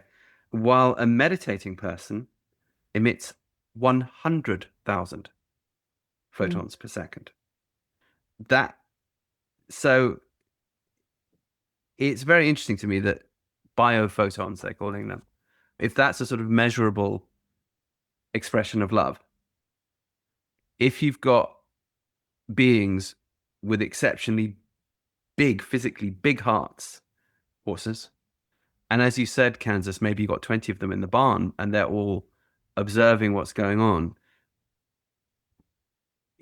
is that part of creating that vibrational thing that happens in ritual and ceremony? That's why we dance, that's why we chant, to bring that vibrational change to a different resonance. And this is well measured now. It measured Tibetan monks, and it's not in any way woo-woo. This is people have put the EEG machines on and found, yeah, the brain waves come to alpha waves, delta waves, and people seem able to be much more effective. Okay. So, for example, when we were observing first my son and then other kids, and then eventually adults lying body to body on a horse and coming into this state of deep, deep, deep resonance and calm, first we're like, well, I don't know why that's happening, but it's great, so let's keep doing it. And then we discovered HeartMath, and we're like, I wonder if it's because they're on this body that has this huge heart resonance that they're putting their heart directly on. And that's why I asked you early in this conversation, what did the people do when they were in the round pen? Did they go in eventually for a hug? And that's the sort of first heart to heart thing with the horse. And the answer seems to be yes. And then we've often noticed in our work that, let's say you've got 2 or 3 other horses around while someone is doing this thing that we call sensory work, lying on the horse in this way. And the horse will often go into this state of kind of like, and they like start drooling, they go into kind of a bliss state. But we'll notice that the 2, 3 other horses standing nearby will get a contact high and go into the same state. So we see this all the time. So is what we're all stumbling into here, in fact, yes, this way of finding our way back to the types of ceremony and that cause the vibrational change that, say, a bushman might be able to do every 10 days because they just happen to have shamans readily available that we no longer have because we burned them all alive over several hundred years. And that now we are actually finding our way back to these states. And that's through work like yours. And that's why we're finding these good outcomes. And then that's going to be my next question as well. So the question is, A, do we think that's what's happening? And B, what are the outcomes? Are you seeing, so I know you said, Nancy, for example, oh, well, you know, it's a diagnosis forever. The brain is going to degenerate. So blah, blah, blah. Yeah, sure. But you could say the same thing about TBIs. You could say the same thing about strokes. You could say the same thing about autism that is perhaps produced by a toxic shock to the brain and the nervous system. Enough said on that. But what we've observed is that, yeah, sure, that might be the starting point. But if you create enough neuroplasticity, you can absolutely change the outcome. And okay, maybe that person is going to need certain supports in their life or such or such or such. But nonetheless, they can go on to live like a really, really good, fulfilled, even economically successful life, particularly if they have some supports around them. So that it's not hopeless by any means at all. And that calming down of the cortisol and then the creating of that good neuroplasticity is still a factor for outcome. So are you seeing what outcomes in that sort of way are you seeing with the work that you're doing? Not just acceptance, right? I would love for you guys to be able to answer this, but I'm going to have to go soon because I'm also going to be spending time with Sanaa, who I think we should have on this podcast as well. And she brings miniature horses into memory care facilities that are much more, I guess, advanced, right? They do require full-time minding or caregivers. Sorry for the background noise. And it's really fascinating. Similarly, those who have been nonverbal will begin to start to speak. And the hand grooming that you talk about, Nancy and Paula, that's in your program, touch and all along. And then one last local story is my uncle, his father-in-law, had a very early onset. And he would be in very tight, contracted tension. And that would be exhibiting as a lot of agitation. And he would end up taking him out and around horses. And he has this video of him just relaxing. His hands would unwind. He would have a smile on his face, and he would actually be riding the horse. And it was as though, oh, there's Dad again. So that's a couple outcomes. And I know you guys have many, many more, but I'm going to go because I'm going to get hitched up and head up to work with Sanaa and the mini ponies. Then Great. can you please just quickly, when you get there, please, on my behalf, ask Sanaa if she would come on the show and talk. Yes. Would you just invite her on and Definitely. let's co-host it? Okay. Yeah? Beautiful. All right, Okay. grand. See you in a bit. Kansas. Bye, Kansas. Bye. All right. If you're a horse nerd, and if you're on this podcast, I'm guessing you are, then you've probably also always wondered a little bit about the old master's system of dressage training. If you go and check out our Helios Harmony program, we outline there step by step exactly how to train your horse from the ground to become the dressage horse of your dreams in a way that absolutely serves the physical, mental, and emotional well-being of the horse and the rider. Intrigued? Like to know more? Go to our website, heliosharmony.com. Check out the free introduction course. Take it from there. The other piece that I think is interesting to talk about in terms of the individual, so you're talking sort of about ritual and consistency. There are times at the barn where there's tractors and work going on and birds making lots of noise. And when we close the circle, we usually ask people to share a word or a phrase about their experience. And many times it is calm, peaceful, and so it reminds me that we take in what we want to take in. So the work that we have done with the experiences that people have had in the workshops with the horses and with each other, their consciousness has shut out the tractor, the train going by, the honking car down the street, The people which, letting off automatic fire over the other side of the yeah, fence. so That's something we often those, have to deal with. yeah, Enough those us. things that we would judge as, oh, that's ruining the program, or that's taking away our pace, they have pushed out. And so there is, again, that agency of Interesting. people to feel what they want to feel and experience what they want to experience by what they allow to come in to their mind and their body. The first time that we did our program at Stanford, there was like this 100-year storm in California. And we're like, oh my God, thunder and rain. And we're looking at the protocols and they're like, okay, as long as there's not lightning. And we God said, still- yes, this we program can will be still good. do this. And so we are apologizing, and we were all, in fight flight mode, and our cortisol was up. And one of the participants said to us, this is nothing, like from what we're dealing with, this is nothing. And we're like, of course. And, we let it go. And it was an amazing day when we let go of the outcome that the sun had to be shining and we had to have blue sky and white puffy clouds. Or at And least not 100-mile-an-hour winds. Yeah. right, yeah, but we didn't have that much sun, but we did have rain and thunder, and the horses showed up in beautiful ways. And so it is, how do you modify your experience and your own ability to decide how you're going to show up. It's Whether interesting too, you're in any noisy or- shamanic ceremony, that would have been taken as, in any culture I've ever gone to, in any part of the world, that would have been taken as a sign of immense good fortune. If Yeah, that's it what happened in was. the middle of the Yeah, ceremony. it took us a while for our brains to get there, and our sense of wanting to control what we thought this should be.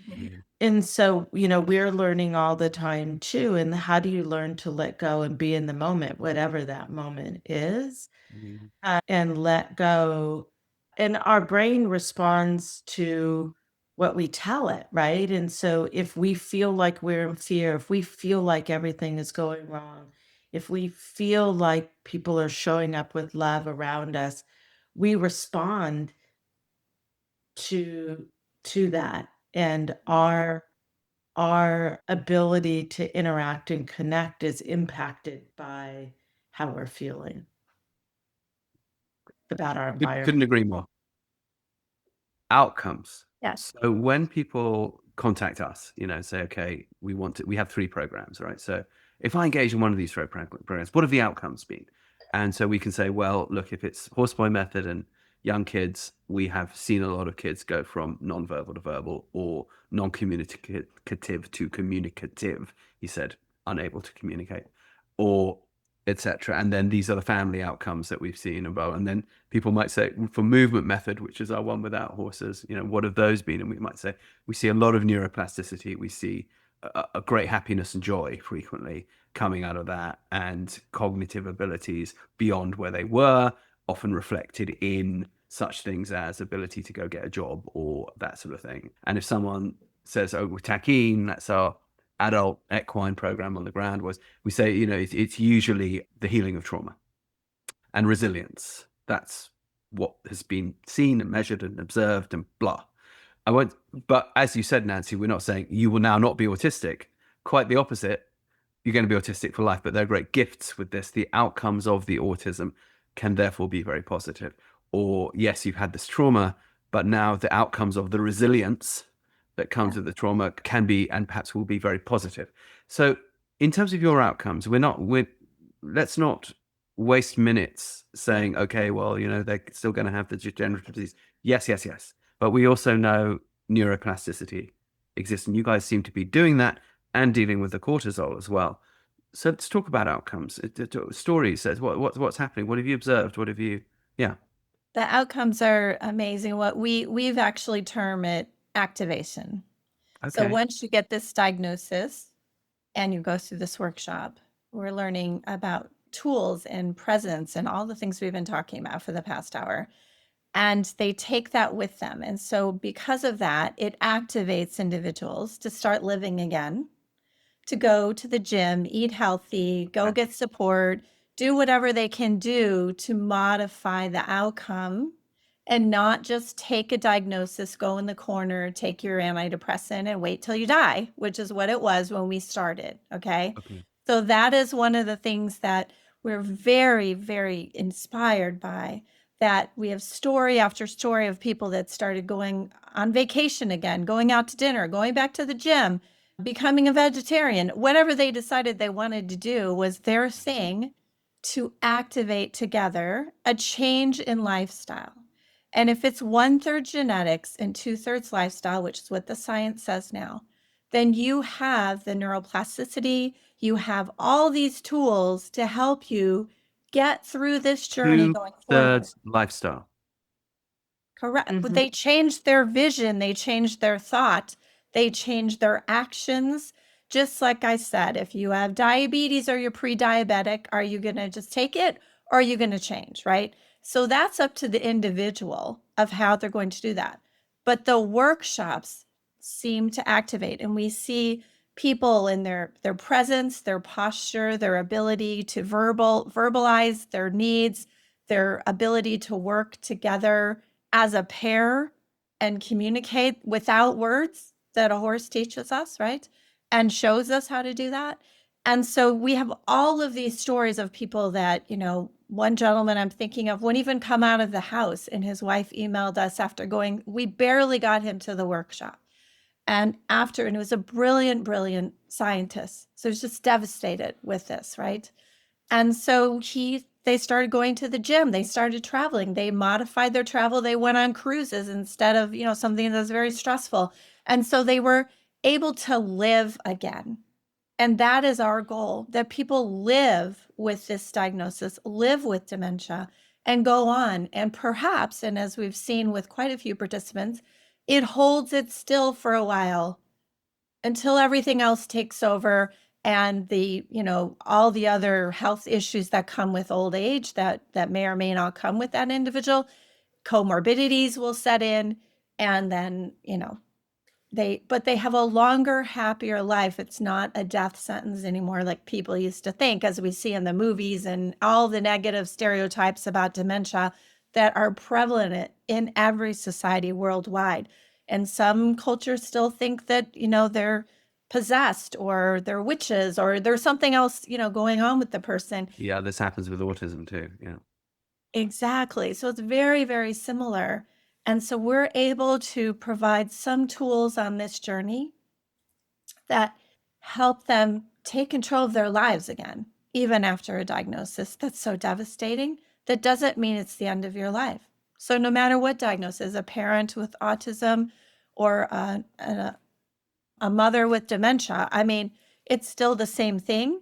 And why can't it be the same for older adults? Because the stigma of ageism is so prevalent. Why can't it be the same for them as it would be for a child? We have hope and activation for children, but why can't we have it for a 90-year-old? Have you seen it go further than, hitting the gym and taking a cruise? Have you seen it manifest in things like, okay, I'm actually going to write that novel. I'm actually going to make that creative, great thing, which I have been procrastinating for 40 years.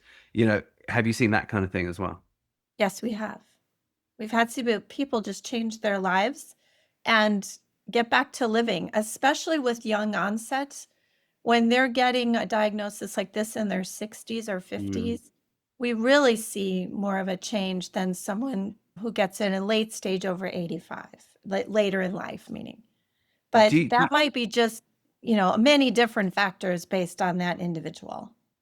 Is the first and most important thing that you see that the change is movement? More movement? We see that in the workshop every time. They're exhausted after the first one. We're walking around and they're moving, and they're not sitting in front of the chair watching Oprah. They're actually doing something, right? And movement is life. Yeah. Yeah. And I think it's no one thing in the workshops. It's the interconnectedness of everything. And so you're calming the nervous system, you're getting people moving, you're creating a space where people are accepted and there's unconditional desire to be in connection. You're doing something new together. you're in a social environment. And so all of those things together, and then we have an incredible group of volunteers that take on the carer role. And so if someone needs a chair, if people need water, if we always do some sort of food and gathering together, all of that is sort of taken care of. So people's day-to-day role of how they identify themselves sort of diminish. And so those roles and identity of creativity and desire to be of purpose can bubble back up. So all of that together is what allows for that energy of activation and confidence to be curious about what your life looks like and what you want your life to look like has space to be. You talk about your barn, but I also heard you say one of our barns. So when you say one of our barns, do you mean that you've gone out and trained a bunch of people how to do this, and it's now in a bunch of barns, but you have an HQ at a barn where you guys have your main practice? Is that the pattern we're looking at? Right. So we out of research, we found a barn that allows us to use their horses in their facility to run our program. And so we continue to work and innovate at that barn. That's your laboratory, if you like. That's Yeah. pardon me. That's your laboratory. Yeah. And then about And where is that barn? that's in Pleasanton, California, called 5-Star Equestrian. Outside San Francisco. Right outside of San Francisco. And it's a unique and beautiful place. It's actually a hunter jumper student training barn. And so we have the intergenerational piece. Mm-hmm. We have schooling horses and competitive horses. And the women that run that barn feel like we are enriching the lives of their students, their riders, and their horses by having this continuum of interaction with horses, which for equestrians and people that are in that world, they'll know how unique and rare that is, that they don't care if a participant is leading the horse from the wrong side or the halter is not on the right hook and things like that. And so it's just this beautiful normalization of being with horses. But about 5 years ago, Nancy and I decided that really, if this program is going to grow, we need to train more people how to do that. And truthfully, it was a letting go for us that took a bit, because this is our passion project. This is our baby. We worked really hard at it. And so how do we align with people that want to do this work in a way that is non-judgmental, that is not so outcome driven that there's a right way and a wrong way to do it?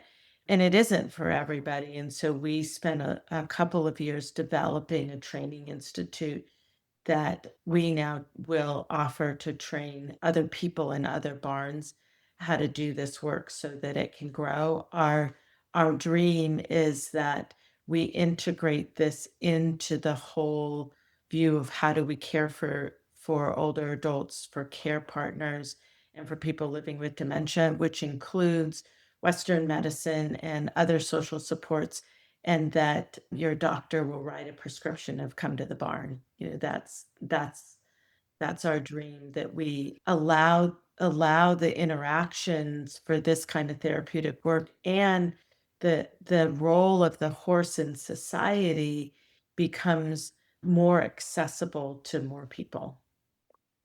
How many people, how many barns, how many organizations have you trained to date, would you say?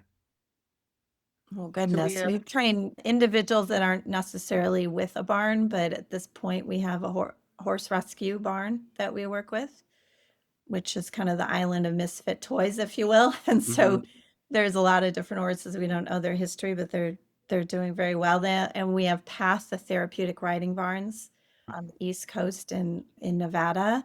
And we are in dialogue with many other barns to be able to bring this program. It's free. We didn't want any barrier to entry to anyone being in the program.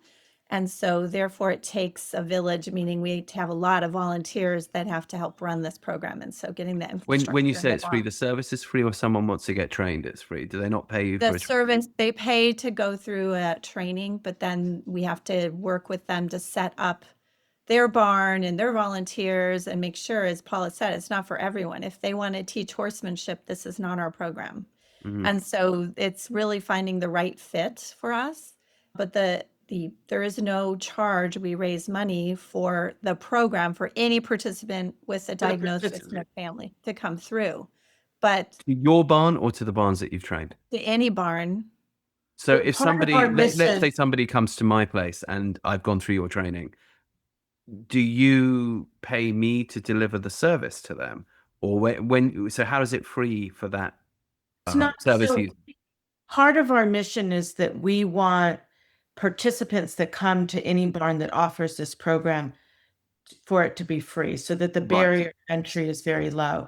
So one of the things that we are always working on for our own organization and for our partners is how do you raise money Yeah. so that you can pay Okay. for keeping your horses and training your own So facility. you help people to fundraise.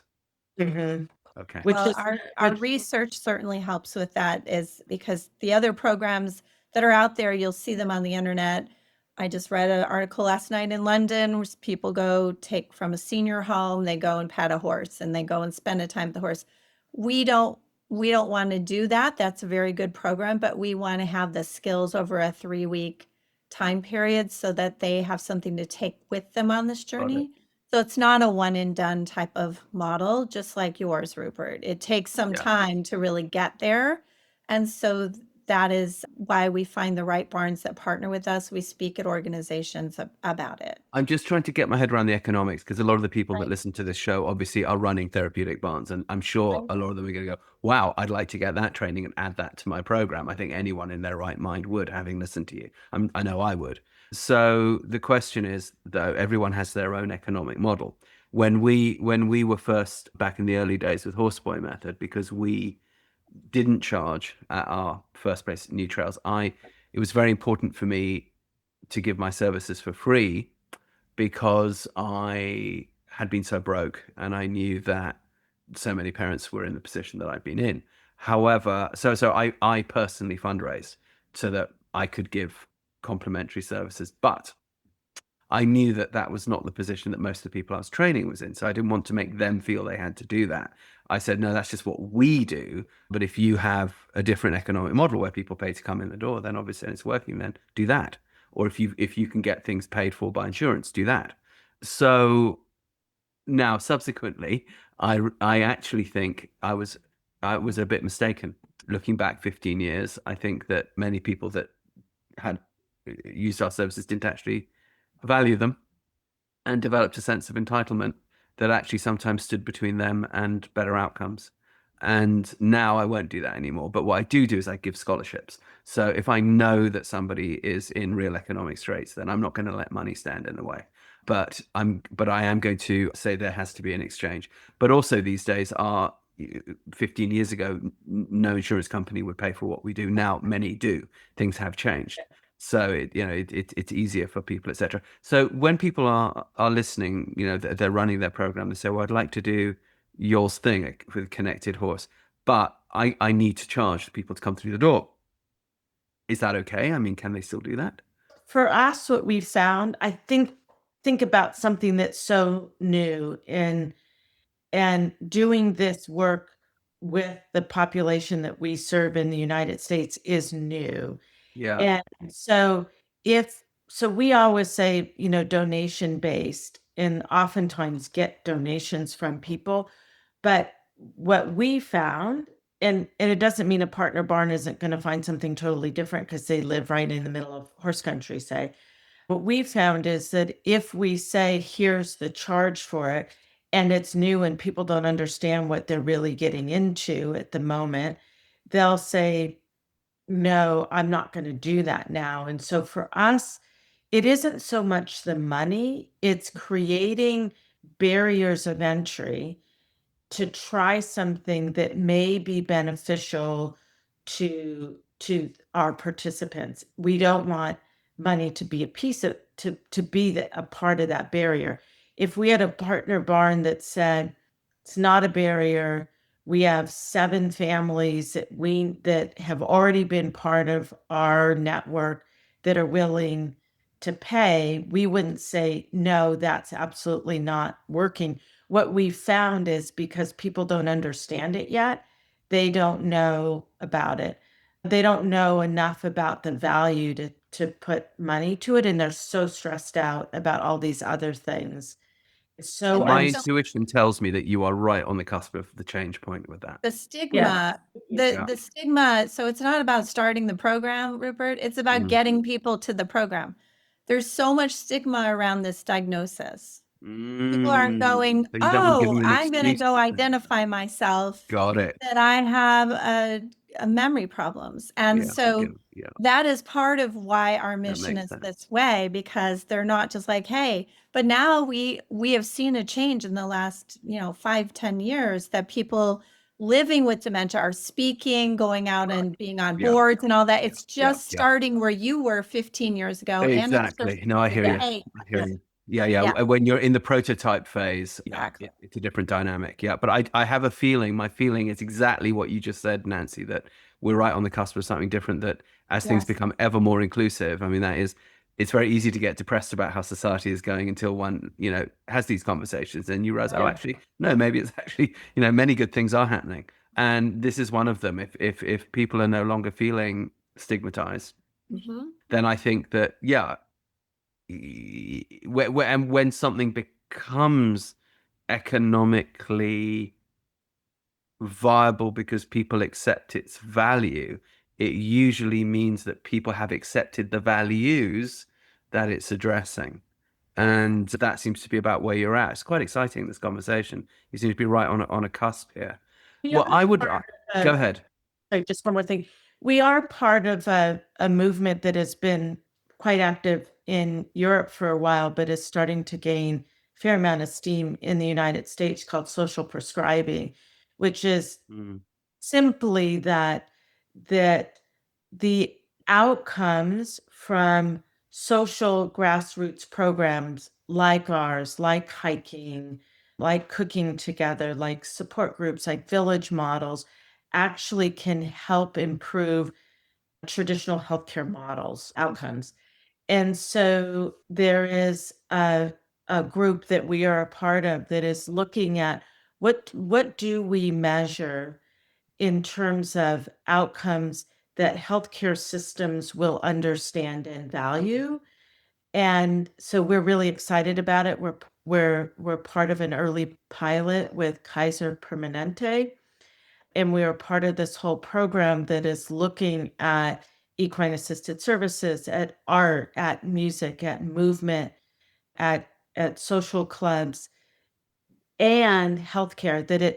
It doesn't have to be one or the other. That again, health is this sort of broad continuum.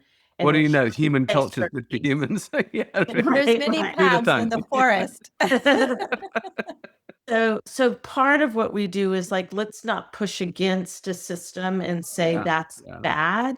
And instead of, let's be at the table and start the dialogue about the sort of, improv model of yes and, not no, and not yes but so it's yes and. Yes, there's some really interesting clinical trials, and yes, there's some longevity healthcare that Western healthcare that has really helped people live longer and better lives. And there's these social prescribing models that are beneficial, that if we were collaborating together, how beautiful that would be for humans. Absolutely. Yes, that the social prescribing can also enhance longevity, and that if you have longevity without social prescribing, the quality of life may not be worth having those extra years. Right. So, sitting, as you say, sitting in the corner with your antidepressants is not an acceptable outcome. I mean, I would like to be part of helping it go to the next stage. So we talked about this in our preamble that we had the other week, but I also would like listeners and viewers to know this. So our organization, New Trails Learning Systems, which is Horseboy Method, Movement Method, and Tackeen, We have every 2 years a neuroscience conference that we're invited to do at Eastern Virginia Medical School, which is Old Dominion University in Virginia, their medical school, that they invite us to come in and do a neuroscience conference. And so we're talking in 26, so that will be in September of this year. But in 28, we will be looking for speakers. It takes us 2 years to get them together, these things. And I would very, very much like you guys to be coming and speaking there, because you're speaking to doctors. The whole point about this conference is that it's not just our own programs that the doctors end up prescribing. We pull in as many others as we can find that we see are doing good things, and we try to give a platform to, rising tide lifts all ships, blah, blah. But I think all of us have been kind of at this for a couple of decades and have seen the outcomes that we've seen. And, you know how it was. One of the reasons I do this show is that when I first got into this, all the programs were incredibly vicious and fragmented and jealous of each other and worried, coming from the scarcity mentality that if your organization got money, then my organization might not get money, and blah, blah, blah. And I was very depressed by this when I first came in, because I came in as a parent, and I was like, wow, you guys don't give a shit about, you just give a shit about getting this money. And maybe you started with this, but right now now you're trash talking each other. And how's this helping people like my son? Now it's gotten a lot better. We've still got a little ways to go. And I think that if we're going to be taken seriously by the medical establishment and so on, we need to stop bickering. Okay, the doctors bicker amongst themselves and academia bickers around the therapists. Yes. But we need to bicker less.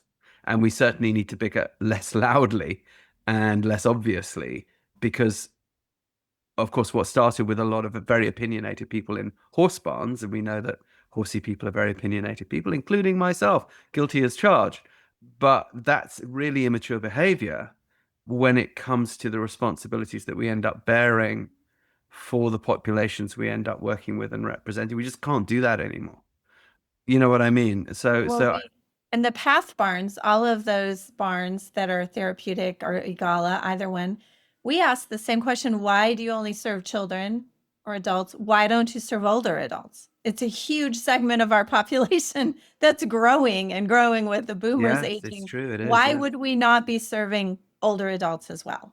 In a place that's already established to serve. And don't you think it might be good for those little autistic kids that are coming through to have a grandma and a grandpa in the program?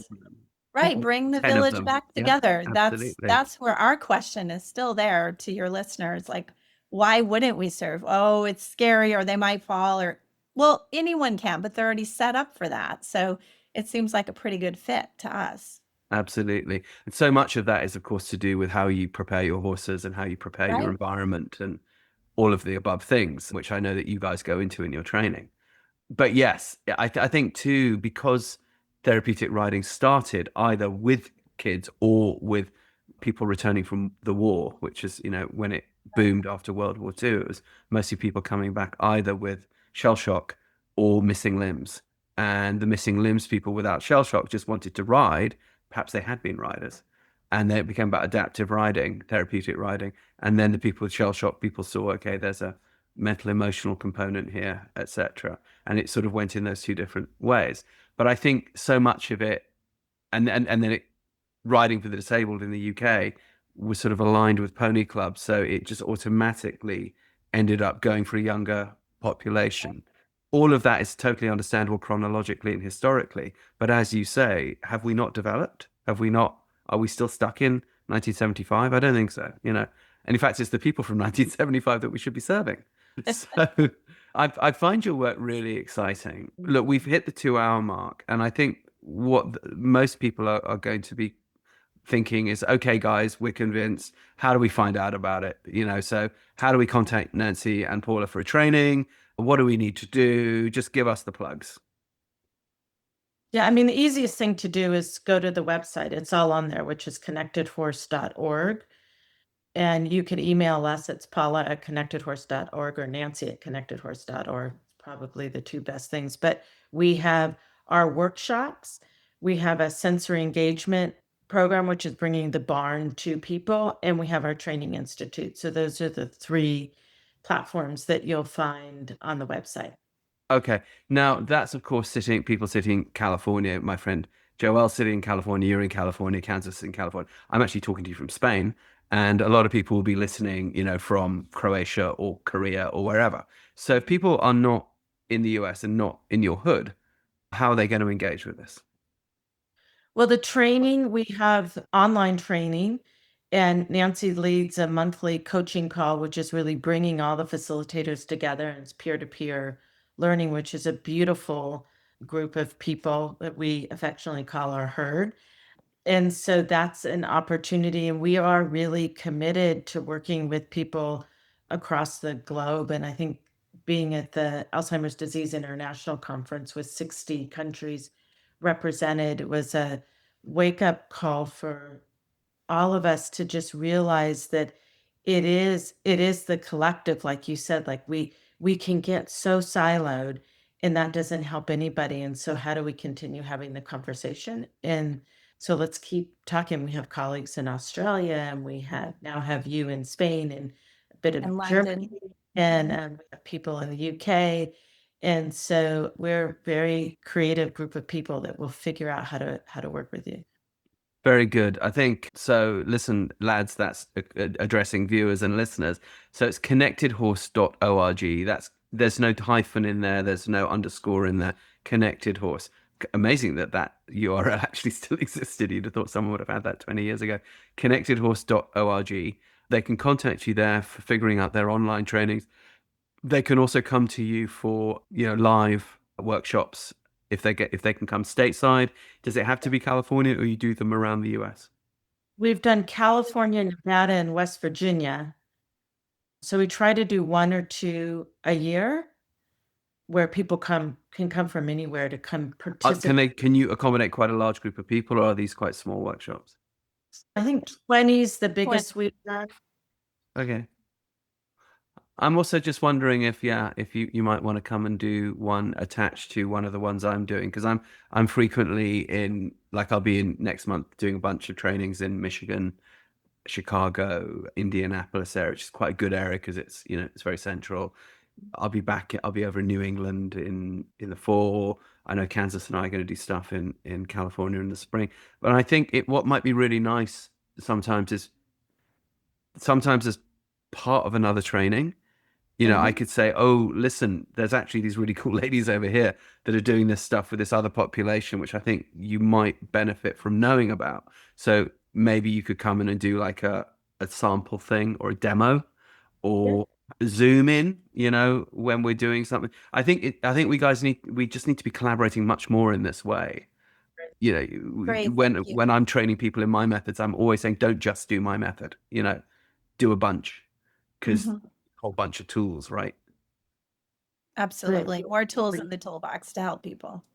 And so we're open to that, Rupert. Thank you for this opportunity to be on your podcast today and be able to talk about this innovative program. It doesn't feel new to us. We're in year 11 now, but we have really been we're very tenacious, and we fight, and we want this program to be everywhere across the globe. Yeah. And that is what keeps us going. I'd like to see you at the HETI conferences and that sort of thing. I think it's needed. It's about time. Yes, thank you. I will see if I can pull some strings. Yeah. Thank We you. appreciate you. This was fun. Well, likewise. Letting us tell our story. Thank you very much. It's absolutely my pleasure. I think what we should also do is do this again. So maybe in 12 months or so, come on the show again, and I'd like to know where it's gone. What more has come out, because I think this is something that we shouldn't do as one and done. Oh, that was the old people episode, Yeah, exactly. You know what I mean? We're all the old people. We're getting there too. So exactly. Gray hairs. We need to look at the whole population and serving everyone. Yep. In different programs. And it's hilarious, isn't it? Because most of the people running the larger programs out there are usually now in their 60s. Because you need to be around for a while before you can, and now they're all looking towards their last, if they're Our lucky, 4 future. decades. Yeah, Better for all of us. Yes. indeed. Right. All right, my friends. Well, thank you so All much. right. Thank you. Connectedhorse.org. Contact Paula, contact Nancy.